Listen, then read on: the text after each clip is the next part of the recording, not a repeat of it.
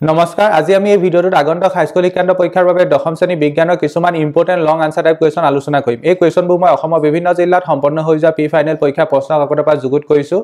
গতিকে সকলোকে অনুৰোধ জনাম ভিডিঅ'টো প্ৰথম পৰা শেষলৈ চাবা কাৰণ আজি এই ভিডিঅ'টোত মই কিছুমান ভাল ইম্পৰ্টেন্ট কুৱেশ্যন ইনক্লুড কৰিবলৈ চেষ্টা কৰিছো লগতে আৰু এটা কথা জনাই থওঁ আমাৰ চেনেল লিষ্টবছত অসমৰ বিভিন্ন জিলাত সম্পন্ন হৈ যোৱা প্ৰি-টেষ্ট পৰীক্ষা প্ৰশ্ন কাকতৰ সলিউশন ভিডিঅ' আপলোড কৰি থোৱা হৈছে লগতে বিভিন্ন ধৰণৰ এনেকুৱা ধৰণৰ লং আনসাৰ টাইপ কুৱেশ্যন আপলোড কৰি থকা হয় তোমালোকে সেই ভিডিঅ'বোৰ এক্সেছ কৰিব পাৰা গতিকে আহাচোন আজি আমাৰ এই ভিডিঅ'টো আৰম্ভ কৰো ইয়াত এতিয়া প্ৰথম কুৱেশ্যনটোত কোৱা হৈছে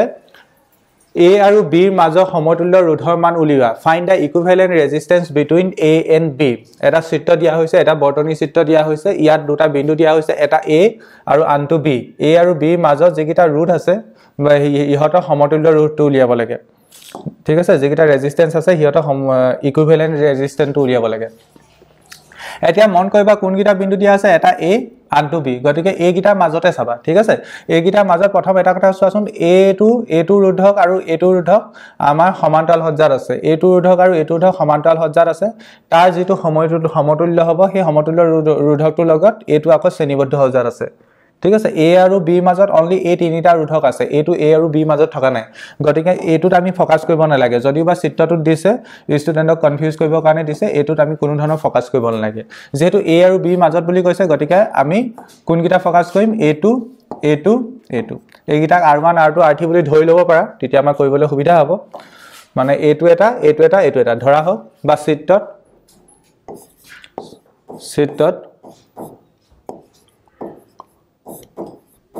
in figure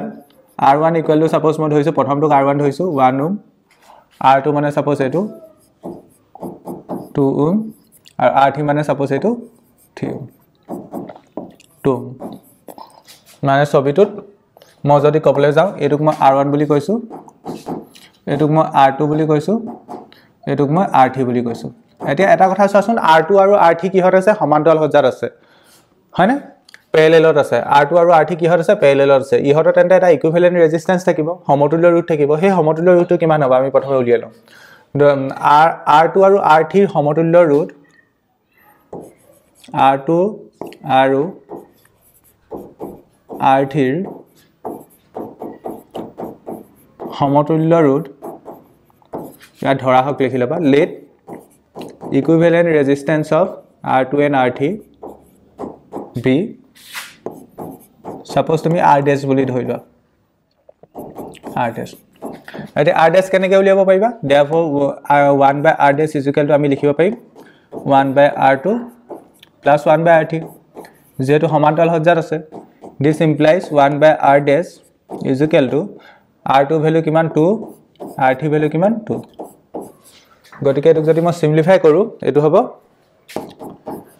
1 by R dash 1 by R dash equal to 1 plus 1 by 2 হয়নে তলত এলসিএম ললো 2 ওপৰত 1 plus 1 হৈ যাব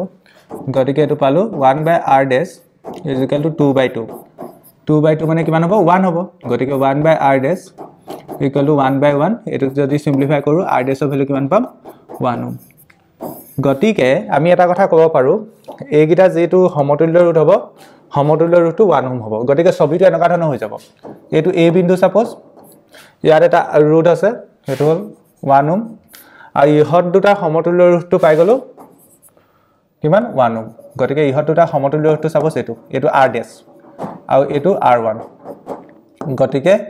A আৰু B মাজতে এইগিটা এতিয়া কিহত আছে শ্ৰেণীবদ্ধ সজ্জাত আছে শ্ৰেণীবদ্ধ সজ্জাত থাকিলে কি কৰিব লাগিব যোগ কৰিব লাগিব গতিকে যেটো মুঠ ৰোধ উলিয়াব কৈছে এটো কিমান হ'ব 2 হ'ব কাৰণ এইগিটা যোগ কৰিলে কিমান হ'ব 2 হ'ব এতিয়া লিখিব পাৰা এতিয়া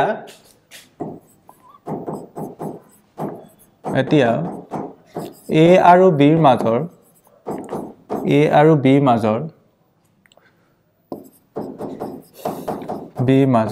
সমতুল্য ৰোধ মই কৰি পেলাই ধুনিয়াকে দেখাই দিলো আৰু বুজাই দিলো সমতুল্য ৰোধ সাপোজ R ধৰিছো R হ'ব যেহেতু এইটা শ্ৰেণীবদ্ধত আছে গতিকে আমি কি কৰিম R equal to R1 plus R dash কৰিম যোগ কৰিম R1 ৰ ভ্যালু 1 ohm R dash ৰ ভ্যালু 1 ohm ফাইনাল আনসাৰ কিমান হ'ব 2 I think ইংলিশত লিখিব পাৰিবা ইয়াত এটো ফিগাৰ লিখিলে হল তাবা let R2 let the equivalent resistance of R2 and R3 be R dash calculation খিনি একেটাই হ'ব therefore the equivalent resistance between A and B is R equal to R1 plus R dash calculation to একেটাই হ'ব আশা কৰিছো বুজি পালা তেন্তে খডা মন কৰিবা এনেকা ধৰণৰ যদি বিন্দু দি দিয়া বিন্দু কিটাৰ মাজত যে কিটা ৰোধক আছে হেকিটাহে আমি কনসিডাৰ কৰিব লাগিব তা বাহিৰত থকাবো আমি কনসিডাৰ কৰিব নালাগে হেতু চাবা কিন্তু এটা এনেকা ধৰণৰ এটা কোৱেশ্চন আছে এই কোৱেশ্চনটো বঙাইগাঁও জিলাত আহিছিলে আগৰ কোৱেশ্চনটো তোমালোকৰ লখিমপুৰ জিলাত লখিমপুৰ নহয় সৰি নলবাৰী জিলাত আহিছিলে গতিকে এই কোৱেশ্চনটো ইজি এতিয়া সকলোৱে পাইবা হয়নে ইয়াত এটো আৰু এটো সমান্তৰাল সজ্জাত আছে আৰু তাৰ লগত এটো শ্ৰেণীবদ্ধ সজ্জাত আছে ইয়া যেটো সমতুল্য ৰোধ হ'ব তাৰ লগত এটো শ্ৰেণীবদ্ধ সজ্জাত আছে গতিকে আমি এই যেহেতু বিন্দু স্পেসিফাই কৰি দিয়া নাই এটা বিন্দু আমি এটো লম এটা বিন্দু আমি এটো লম গতিকে ইয়াত আমি গোটে তিনটাই কনসিডাৰ কৰিব লাগিব আৰু কনসিডাৰ কৰি এটো তোমালোকে হোমৱৰ্ক কৰিবা এটো মই তোমালোকক হোমৱৰ্ক দিছো ইয়া আনসাৰটো কিমান হ'ব তোমালোকে এই ভিডিওটোৰ তলত কমেন্ট সেকশনত কমেন্ট কৰিবা এনেকৈ কৰিবা হোমৱৰ্ক বুলি তোমালোকে আনসাৰটো কিমান হয় কমেন্ট কৰিবা নিশ্চয় সকলোৱে পাইবা এটো সাপোজ R1 বুলি ধৰি লবা এটো R2 এটো R3 R1 আৰু R2 সমতুল্য সমান্তৰাল সজ্জাত আছে তা এটা সমতুল্য ৰোধ থাকিব হেতু ক্যালকুলেট কৰিবা তাৰ লগত এটো কি থাকিব শ্ৰেণীবদ্ধ সজ্জাত থাকিব আই থিংক সকলোৱে পাইবা নিশ্চয় এটা নেক্সট কোৱেশ্চনটোত কি কৈছে চোৱা এজন মানুহে প্ৰস্তুত কৰা কেক এটা টান আৰু আকাৰত সৰু হ'ল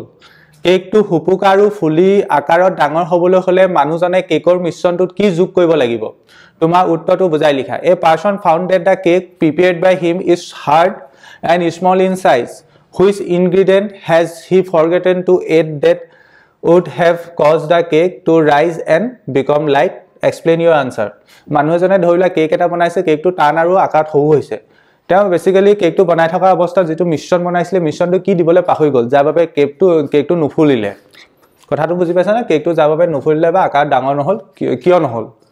বেসিক্যালি আমি কেক বনাই থাকোতে আমি জেনাৰেলি কি এড কৰো আমি বেকিং পাউডাৰ এড কৰো যাৰ ফলত কি হয় কেকটো ফুলি উঠে হয় না কেকটো ফুলি উঠে কাৰণ বেকিং পাউডাৰ এড কৰাৰ ফলত যে তাৰ পিছত যেতিয়া আমি গৰম কৰি দিও বা গৰম কৰাৰ ফলত বেকিং পাউডাৰ মানে সেই ৰিঅ্যাকশনটোত আমাৰ কাৰ্বন ডাই অক্সাইড প্ৰডিউস হয় উৎপন্ন হোৱা কাৰ্বন ডাই অক্সাইডে কেকটো ফুলাই তুলে গতিকে আমি ক'ব লাগিব মানুহজনে বেকিং পাউডাৰ এড কৰিবলৈ পাহৰি গৈছিল গতিকে লিখিবা মানুহজনে কেকৰ মিশ্ৰণটোত বেকিং পাউডাৰ যোগ কৰিব লাগিব প্ৰথম আনসাৰটো হ'ব কি যোগ কৰিব লাগিব সুধিছে ন মানুহজনে কেকৰ মিশ্ৰণটোত বেকিং পাউডাৰ যোগ কৰিব লাগিব মানুহজনে কেকৰ মিশ্ৰণটোত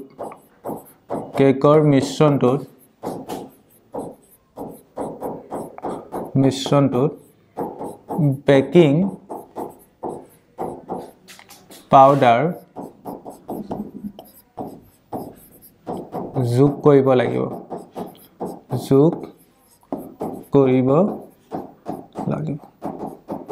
এটা ব্যাখ্যাও কৰিব লাগিব বেকিং পাউডাৰ যোগ কৰিলে কি হ'ব বেসিক্যালি আমি যেতিয়া বেকিং পাউডাৰ কেকত দিছো আৰু অবিয়াসলি কেকটো বনাওতে কেকটো গৰম কৰা হ'ব যেতিয়া বেকিং পাউডাৰ গৰম কৰা হয় বা বেকিং পাউডাৰ যেতিয়া পানীৰ লগত মিহলোৱা হয় তেতিয়া এটা বিক্ৰিয়া সংঘটে বিক্ৰিয়াটো মই দেখাই দিম বাৰু বেকিং পাউডাৰ যেতিয়া গৰম কৰা হয় বা পানীৰ লগত যোগ কৰা হয় তেতিয়া এটা বিক্ৰিয়া ঘটে আৰু বিক্ৰিয়াটোত কাৰ্বন ডাই অক্সাইড উৎপন্ন হয় বিক্ৰিয়াটোত কি উৎপন্ন হয় মনত ৰাখিবা কাৰ্বন ডাই অক্সাইড উৎপন্ন হোৱা কাৰ্বন ডাই অক্সাইডে কেকটো ফুলাই কোমল আৰু হুপুকা কৰি তোলে কেকটো ফুলাই কি কৰি তোলে কোমল আৰু হুপুকা কৰি তোলে গতিকে লিখিব পাৰা এক্সপ্লেনেশনটো লিখিব লাগে ন গতিকে লিখিবা বেকিং পাউডাৰ যেতিয়া গৰম কৰা হয় বেকিং পাউডাৰ যেতিয়া গৰম কৰা হয়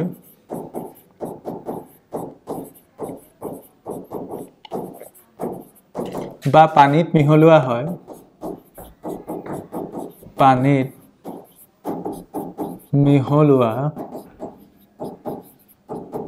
হয় তেতিয়া তলৰ বিক্ৰিয়াটো ঘটে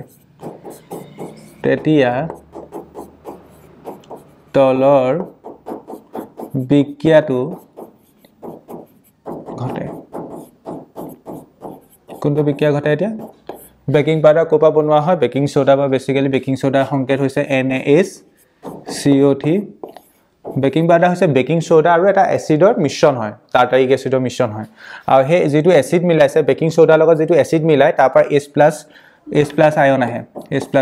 এটো কোপা আহে বেকিং পাউডাৰ বনাওতে বেকিং সোডাৰ লগত যেটো এসিড মিলাইছে তাৰ পৰা আহে যিকোনো এসিডৰ পৰা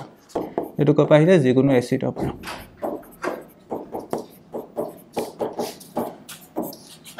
তাৰ ফলত আমাৰ জ্ঞাত কি উৎপন্ন হয় কাৰ্বন ডাই অক্সাইড পানী বাই প্ৰডাক্ট হিচাপে আৰু এচিডৰ সোডিয়াম লৱণ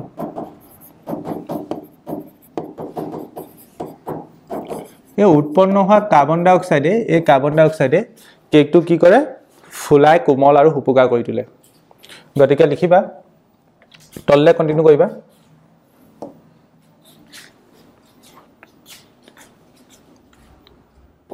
বিক্ৰিয়াত উৎপন্ন হোৱা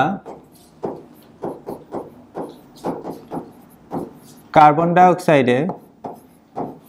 বিক্ৰিয়াত উৎপন্ন হোৱা কাৰ্বন ডাই অক্সাইডে বা এনেকৈ ল্যাঙ্গুৱেজটো লিখিব পাৰা কাৰ্বন ডাই অক্সাইডে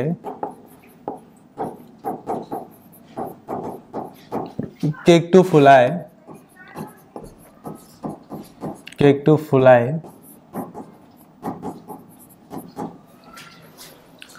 কোমল আৰু হুপুকা কৰি তুলিব কোমল আৰু হুপুকা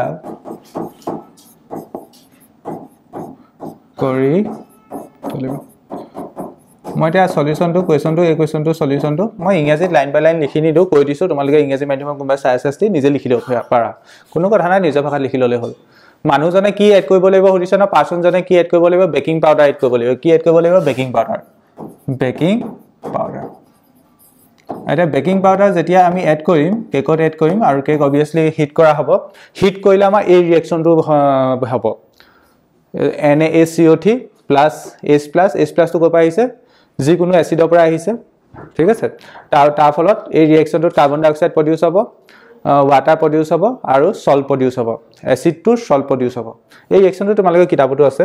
এসিড ক্ষাৰক লৱণ চেপ্টাৰটো লাষ্টৰ ফালে কিতাপতে আছে তাৰ ফলত এই ৰিঅ্যাকচনটোত কাৰ্বন ডাই অক্সাইড প্ৰডিউস হৈছে উৎপন্ন হোৱা কাৰ্বন ডাই অক্সাইডে কেকটো কি কৰিব ফুলাই তুলিব কেকটো ফুলাই তুলিব উৎপন্ন হোৱা কাৰ্বন ডাই অক্সাইডে কেকটো তোমাৰ ফুলাই তুলিব হেতু কথা তোমালোকে নিজে লিখি দিবা আৰু কেকটো ফুলাই তুলিব আৰু তাক লাইট কৰি তুলিব আশা কৰিছো কোৱেশ্চনটো বুজি পালা এতিয়া নেক্সট কোৱেশ্চনটো আগবঢ়ো এতিয়া নেক্সট কোৱেশ্চনটোত কৈছে চিত্ৰটো অধ্যয়ন কৰা নিম্নলিখিতবোৰ উত্তৰ দিয়া study the diagram and answer the following কি কৰা হৈছে ইয়াত এটা কিবা এটা পাত্ৰ লৈছে এয়া কি হয় চিনামাটি থাল হয় অসমীয়াত যে কয় চিনামাটি থাল তাত কপাৰ পাউডাৰ লৈছে কপাৰ পাউডাৰ ইয়াত লিখি দিছে কপাৰ পাউডাৰ ওকে তাক গৰম কৰিছে বেসিক্যালি হেতু কৈছে চিনামাটি থালত কপাৰ পাউডাৰ লৈ গৰম কৰিছে এটো প্ৰথম চেপ্টাৰটোতে আছিল এই কথাখিনি নহয় জানো এটা কাৰ্যকলাপ হয় মই কৈছো অলৰেডি কাৰ্যকলাপবোৰ বহুত ইম্পৰ্টেন্ট এতিয়া আমাক সুধিছে জৈত ৰাসায়নিক বিক্ৰিয়াটো কি হ'ব বা ইয়াত যেটো চিনামাটি থালত কপাৰ পাউডাৰ লৈ তাক গৰম কৰা হৈছে উত্তপ্ত কৰা হৈছে তাৰ ফলত কি সম্পন্ন হ'ব হেতু আমি বিক্ৰিয়া দ্বাৰা দেখাব লাগে এতিয়া যদি আমি প্ৰথমটো বিক্ৰিয়া লিখিব যাও কি লৈছে ইয়াত কপাৰ লৈছে copper powder that means copper তাক গৰম কৰিছে গতিকে কপাৰ যেহেতু গৰম কৰিছে বুলি কৈছে অক্সিজেন লগত বিক্ৰিয়া হ'ব আৰু গৰম কৰিছে তাপটো দিবই লাগিব হিট দিবই লাগিব ইয়াৰ ফলত কপাৰ অক্সাইড প্ৰডিউস হয় কি প্ৰডিউস হয় কপাৰ অক্সাইড বিক্ৰিয়াটো লিখিব কৈছে কপাৰ অক্সাইড প্ৰডিউস হয় ওকে সন্তুলন কৰিব হলে ইয়াত অক্সিজেন দুটা আছে গতিকে ইয়াতো আমি দুই এটা দিব লাগিব কপাৰ দুটা হ'ল ইয়াত আমি দুই এটা দিব লাগিব গতিকে প্ৰথমটোত এটো হ'ব জৈত ৰাসায়নিক বিক্ৰিয়াটো হ'ব এটো the chemical reaction involved in the process is etu okay next বিপৰীত বিক্ৰিয়াৰ বাবে ৰাসায়নিক সমীকৰণ লিখা বিপৰীত বিক্ৰিয়াৰ বাবে ৰাসায়নিক সমীকৰণ লিখা মানে কি এই যেটো উৎপন্ন হল কপাৰ অক্সাইডক যদি আমি হাইড্ৰোজেন গেছৰ মাজে পঠাও তেতিয়া ইয়াৰ বিপৰীত প্ৰক্ৰিয়াটো উৎপন্ন হ'ব মানে এই উৎপন্ন হোৱা কপাৰ অক্সাইডক যদি হাইড্ৰোজেনৰ মাজে যদি পঠিয়াও তেতিয়া কপাৰ অক্সাইডৰ পৰা পুনৰ কপাৰ প্ৰডিউস হ'ব হেতুকে বিপৰীত প্ৰক্ৰিয়া বুলি কৈছে কথাটো বুজি পালা নাই উৎপন্ন হোৱা কপাৰ অক্সাইড খিনিক আমি যদি হাইড্ৰোজেন গেছৰ মাজে পঠিয়াও তেতিয়া আমাৰ পুনৰ কপাৰ উৎপন্ন হ'ব হেকাৰণে ইয়াক বিপৰীত প্ৰক্ৰিয়া বুলি কৈছে গতিকে লিখিব পাৰা যদি উৎপন্ন পদাৰ্থখিনি যদি বা উত্তপ্ত লিখিব পাৰা উত্তপ্ত যিখিনি উত্তপ্ত হৈ থাকিব obviously উত্তপ্ত পদাৰ্থ কাৰ কথা কৈছো কপাৰ অক্সাইডৰ কথা কৈছো এইখিনি কথা কৈছো যিখিনি উত্তপ্ত হ'ল এইখিনি বা উৎপন্ন হ'ল ওকে খিনিৰ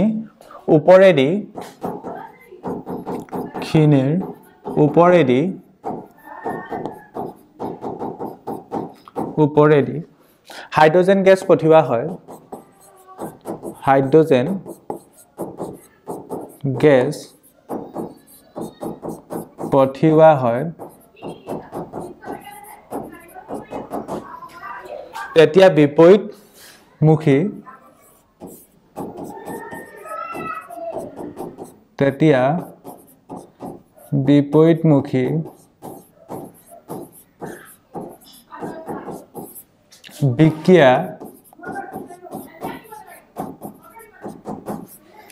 বিপৰীতমুখী বিক্ৰিয়া ঘটি কপাৰ প্ৰস্তুত হ'ব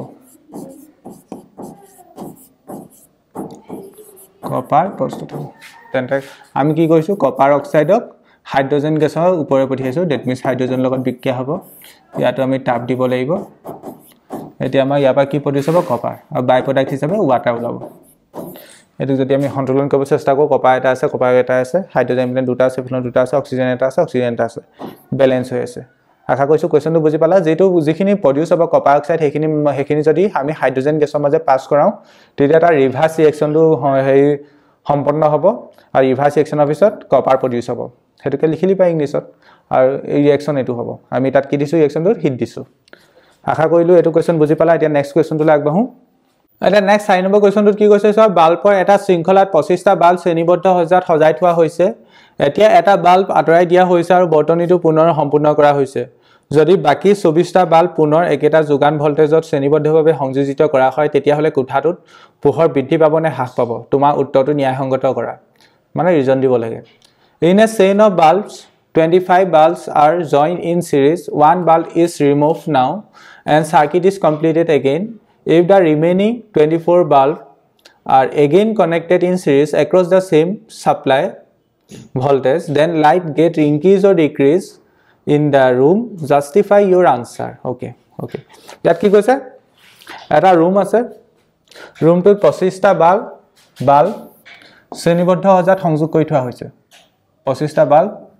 শ্ৰেণীবদ্ধ সজাত সংযোগ কৰি থোৱা হৈছে এনেকে 25টা বাল্ব আছে ঠিক আছে এতিয়া কি কৰা হ'ল হে ৰুমটো যে 25টা বাল্ব শ্ৰেণীবদ্ধ সজাত সংযোগ কৰা আছে তাৰ পৰা এটা বাল্ব আঁতৰাই দিলে দ্যাট মিন্স 24টা বাল্ব থাকিলে 24টা বাল্বক একে উৎসৰ লগত মানে এই ৰুমটোলে যেটো বিভৱ ভেট আহিছিলে ভোল্টেজ আহিছিলে হে একেটা ভোল্টেজৰ লগত এই 24টা বাল্ব শ্ৰেণীবদ্ধ সজাত সংযোগ কৰা হ'ল এতিয়া আমাৰ হে ৰুমটোত প্ৰথম ক্ষেত্ৰত পোহৰ বেছি হ'ব নে দ্বিতীয় ক্ষেত্ৰত পোহৰ বেছি হ'ব ক'ব লাগে মানে ৰুমটোত পোহৰ কমিব নে বাঢ়িব হেতু ক'ব লাগে এটা ৰুম আসলে ইমেজিন কৰা তাত 25টা বাল্ব শ্ৰেণীবদ্ধ সজাত লগোৱা আছিল ভোল্টেজটো সেম ধৈ কনসিডাৰ কৰিব লাগিব একে উৎস বুলি কৈছে ন ভোল্টেজ ভি সেম থাকিব প্ৰত্যেক কেছতে এতিয়া ৰুমটোত 25টা বাল্ব থাকুতে এটা পোহৰ থাকিব ৰুমটোত অবিয়াসলি এতিয়া হে বাল্ব 25টা পৰা এটা বাল্ব কমাই দিলো আমি 24টা কৰিলো ঠিক আছে এতিয়া ৰুমটো পোহৰটো বাঢ়িব নে কমিব হেতু ক'ব লাগে ভিডিওটো পোষ্ট কৰিবা নিজে ভাবাচোন ভাবিব পাৰিছা না বা নিজে বা ট্ৰাই কৰা কোৱেশ্চনটো মই বুজাইলো বাল্ব এটা শৃংখলাত 25টা বাল্ব শ্ৰেণীবদ্ধ সজাত সজাই থোৱা আছে মানে এটা ৰুম আছে তাত 25টা বাল্ব শ্ৰেণীবদ্ধভাৱে লগাই থৈছে ভিটো একে কনসিডাৰ কৰিব লাগিব পটেনশিয়াল ডিফাৰেন্সটো বা ভোল্টেজটো আৰু তেতিয়া এটা আমি পোহৰ পাম ৰুমটোত বা ৰুমটোত এটা পোহৰ থাকিব এতিয়া আমি যদি হে 25টা বাল্বৰ পৰা যদি এটা বাল্ব আঁতৰাই দিওঁ বাকি 24টাক যদি পুনৰ শ্ৰেণীবদ্ধভাৱে একেটা উৎসৰ লগত কানেক্ট কৰো যেটো ভি আছিল একেটাই কানেক্ট কৰো তেতিয়া আমাৰ ৰুমটো পোহৰ কমিব নে বাঢ়িব বাৰু ভাবাচোন আই থিংক বহুতে ভাবিব পাইছা বা বহুতে না পাৰা যিসকলে না পাৰা সোৱা তেন্তে সলিউশনটো এটা ইয়াত এটা কথা সোৱা ইয়াত যদি আমি ভি পটেনশিয়ালটো ভি ধৰো ইয়াতো আমি ভি ধৰিব লাগিব ভোল্টেজ কাৰণ একেটা উৎস বুলি কৈছে এটা 25টা বাল্ব থাকুতে 25টা বাল্বৰ দ্বাৰা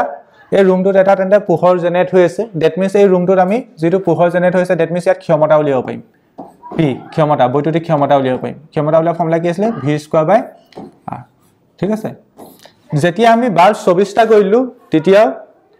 আমাৰ ৰুমটো এটা ক্ষমতা থাকিব বৈদ্যুতিক ক্ষমতা এটা থাকিব পোহৰ বেসিক্যালি বাল্বখিনি হে বৈদ্যুতিক ক্ষমতাটো ক্যালকুলেট কৰিব পাৰিম পাৱাৰটো ক্যালকুলেট কৰিব পাৰিম ফৰ্মুলা কি লগাব লাগিব v² r এতিয়া ইয়াত r কোনটো ইউজ কৰিব লাগিব এই 25টা বাল্বৰ সমতুল্য ৰুটটো ইয়াত r কোনটো ইউজ কৰিব লাগিব এই 24টা বাল্বৰ সমতুল্য ৰুটটো আকৌ কৈছো প্ৰথম ক্ষেত্ৰত যেতিয়া ক্ষমতা উলিয়াম v² r v2 টো দুইটা ক্ষেত্ৰত একে থাকিব ইয়াত r কোনটো ইউজ কৰিব লাগিব এই 25টা বাল্বক যে শ্ৰেণীবদ্ধ সজাত লগাইছো তাৰ সমতুল্য ৰুটটো ইয়াত r কোনটো ইউজ কৰিব লাগিব এই 24টা বাল্ব যে শ্ৰেণীবদ্ধ সজাত লগালো তাৰ সমতুল্য ৰুটটো গতিকে মই আনসাৰটো কৰাৰ আগতে লিখাৰ আগতে কথাখিনি বুজাই দিছো তেতিয়া তোমালোকে লিখি যোৱা কথাখিনি বুজি পাবা এতিয়া যদি মই প্ৰত্যেকটো বাল্বৰ যদি ৰুটটো যদি মই প্ৰত্যেকটো বাল্বৰ যদি ৰুটটো মই আৰ আৰ ধৰো ইয়াত যেহেতু 25টা বাল্ব আছে 25টা বাল্বৰ সমতুল্য ৰুট কিমান হ'ব 25টা বাল্বৰ সমতুল্য ৰুট কিমান হ'ব r প্লাস তেনেকৈ কিমানটা যোগ কৰিব লাগিব 25টা নহয় জানো গতিকে 25টা বাল্বৰ সমতুল্য ৰুট হ'ব ইকুইভ্যালেন্ট ৰেজিস্ট্যান্স হ'ব 25 r 25টা বাল্বৰ ইকুইভ্যালেন্ট ৰেজিস্ট্যান্স কিমান হ'ব 25 r গতিকে প্ৰথম ক্ষেত্ৰত যেতিয়া আমি এই বাল্বখিনি ক্ষমতা উলিয়াম তেতিয়া আমাৰ ক্ষমতা কিমান হ'ব p = সাপোজ এটো p1 বুলি কৈছো p1 = কিমান হ'ব v2 একে থাকিব v2/25 r হ'ব v2 কিমান হ'ব 25 r এতিয়া বাল্ব আমি এটা আঁতৰাই দিলো বাল্ব আঁতৰাই পেলাই যিখিনি বাল্ব থাকিলে সেইখিনি আকৌ শ্ৰেণীবদ্ধ হিচাপে লগাই দিলো যেহেতু এটা বাল্ব কমি গল বাল্বখিনিটো একেখিনি বাল্বে ন এটা আঁতৰাইহে দিছো বাল্বৰ ৰুটটো একেটাই থাকিব r r r r ইয়াত যেহেতু 24টা আছে গতিকে 24টা সমতুল্য ৰুট কিমান হ'ব 24টাৰ সমতুল্য ৰুট কিমান হ'ব 24 r হ'ব 24টাৰ সমতুল্য ৰুট কিমান হ'ব 24 r গতিকে এবাৰ ৰুটৰ জায়গাত আমি কি লিখিব লাগিব 24 r আৰু বিভৱভেদ একে থাকিব আৰু সেই সময়ত ক্ষমতাটোক সাপোজ মই p2 ধৰিছো তেন্তে p1 পালো p1 মানে প্ৰথম ক্ষেত্ৰত 25টা বাল্ব থাকুতে বাল্বখিনি ক্ষমতা হ'ব v2/25 r আৰু 24টা বাল্ব থাকুতে বাল্বখিনি ক্ষমতা হ'ব p2 v2/24 r এতিয়া কোনটো ডাঙৰ কোনটো হসোৱা p1 ডাঙৰ নে p2 ডাঙৰ যেতিয়া ক্ষমতা বেছি হ'ব দ্যাট মিন্স কি পোহৰ বেছি হ'ব ক্ষমতা কম হলে পোহৰ কম হ'ব আমাৰ যদি বাল্বখিনি ক্ষমতা বেছি হয় পোহৰ বেছি হ'ব ক্ষমতা কম হলে কি হ'ব পোহৰ কম হ'ব এনাৰ্জি পাৱাৰ যদি বেছি হয় আমাৰ লাইটটো বেছি আহিব যদি পাৱাৰ যদি কম হয় লাইটটো কম হ'ব এতিয়া এইকেইটা ভিতৰত কোনটো ডাঙৰ কোনটো সৰু p1 ডাঙৰ নে p2 ডাঙৰ ভাবাচোন এইটো আৰু p1 ডাঙৰ নে p2 ডাঙৰ এতিয়া আমি যদি ভালকে চাওঁ ভালকে লক্ষ্য কৰিলে ম্যাথমেটিক্যাল যদি কনসেপ্ট লগা আমি ক'ব পাৰিম p2 ডাঙৰ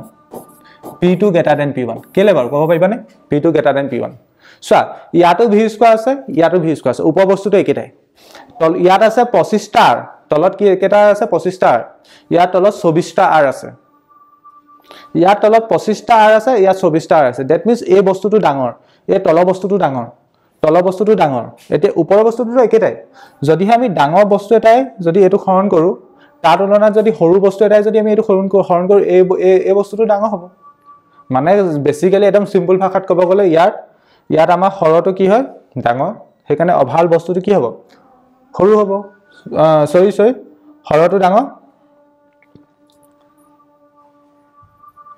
ঠিক আছে হৰটো ডাঙৰ সেইকাৰণে আমাৰ অভাল বস্তুটো সৰু হ'ব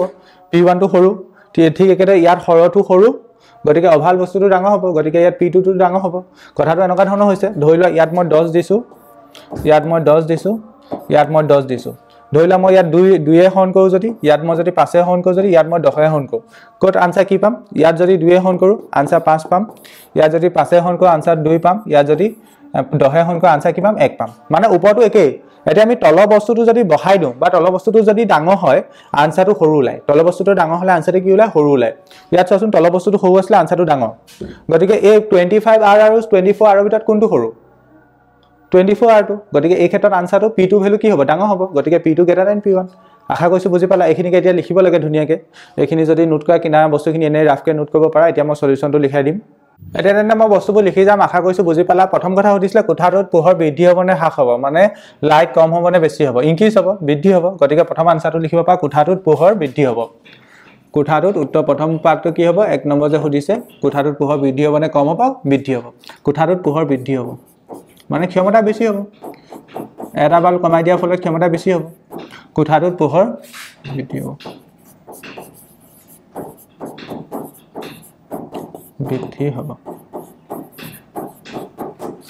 এতিয়া আমি ইয়াৰ ব্যাখ্যাটো লিখিম এক্সপ্লেনেশনটো লিখিম ঠিক আছে এতিয়া আমি কি লিখিম ইয়াৰ এক্সপ্লেনেশনটো লিখিম ওকে ব্যাখ্যা এই কিনাত মই যেনেকৈ দেখাইছিলো সেইখিনিকে লিখিম এতিয়া ধুনিয়াকৈ লিখিম আৰু আমি কি কনসিডাৰ কৰিছিলো প্ৰথমে প্ৰতিটো বাল্বৰ ৰুট r বুলি ধৰিছিলো ধৰা হোক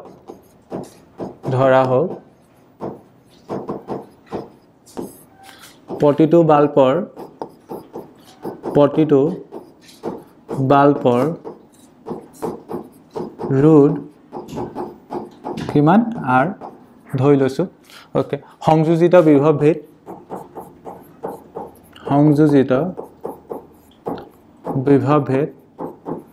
বিভৱভেদ মই কিমান ধৰিছিলো v ওকে এতিয়া 25টা বাল্বৰ সমতুল্য ৰোধ কি হ'ব 25 R হ'ব ইংলিছত হ'ব late resistance of each bulb equal to R connected voltage equal to V equivalent resistance of 25 bulb equal to 25 R okay প্ৰথম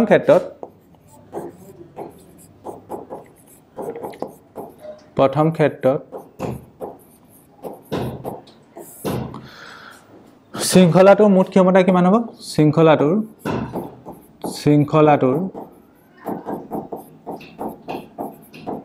মুঠ ক্ষমতা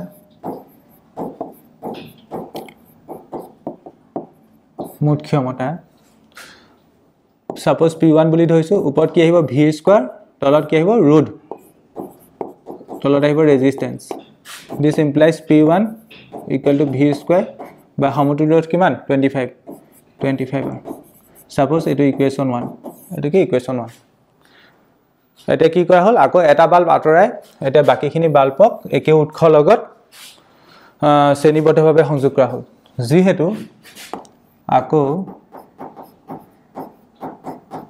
যিহেতু এটা বাল্ব আঁতৰাই বাকিখিনি বাল্বক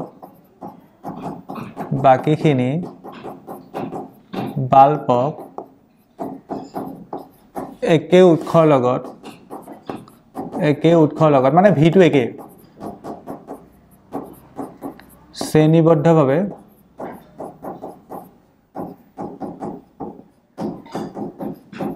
সংযোগ কৰা হ'ল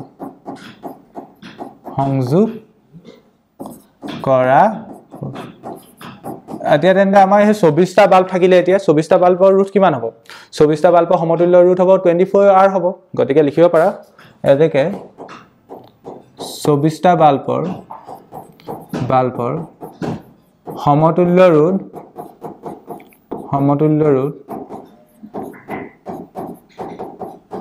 কিমান হ'ব 24 R হ'ব এতিয়া আমি যদি দ্বিতীয় ক্ষেত্ৰত শৃংখলাটোৰ মুঠ ক্ষমতা উলিয়াও দ্বিতীয় ক্ষেত্ৰত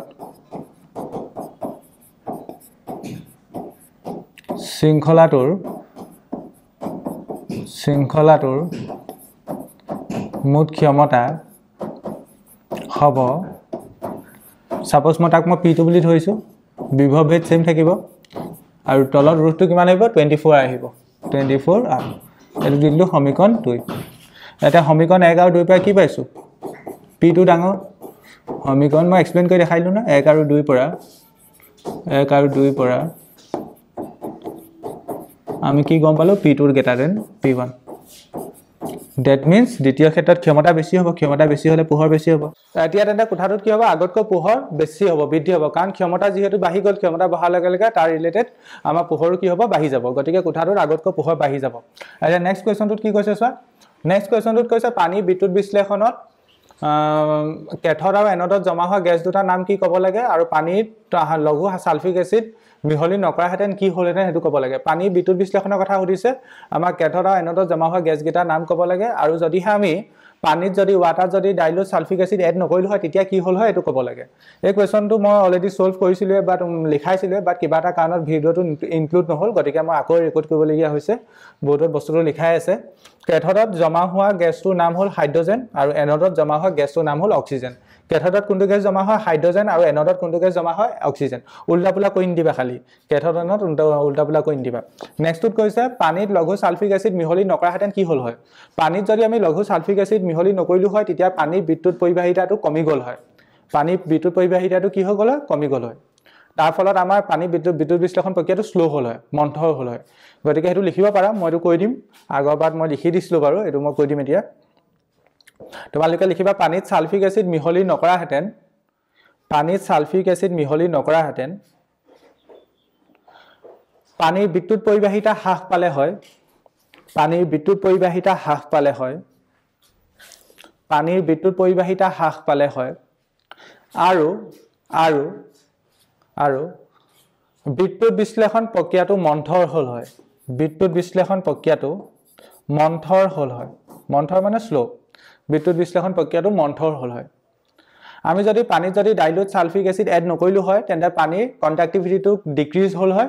আৰু তাৰ ৰেসপেক্টত আমাৰ তাৰ যেটো ইলেক্ট্ৰোলাইসিস প্ৰক্ৰিয়া প্ৰসেসটো এটো স্লো হল হয় ডিলে হল হয় গতিকে আমি ইলেক্ট্ৰোলাইসিস প্ৰক্ৰিয়াটো ফাস্ট কৰিবৰ বাবে পানীত আমি সালফিক এসিড এড কৰিব লাগিব যাতে পানীৰ বিদ্যুৎ পৰিবাহিতাটো বৃদ্ধি পায় এতিয়া আমি নেক্সট কোৱেশ্চনটোলৈ আগবাঢ়ো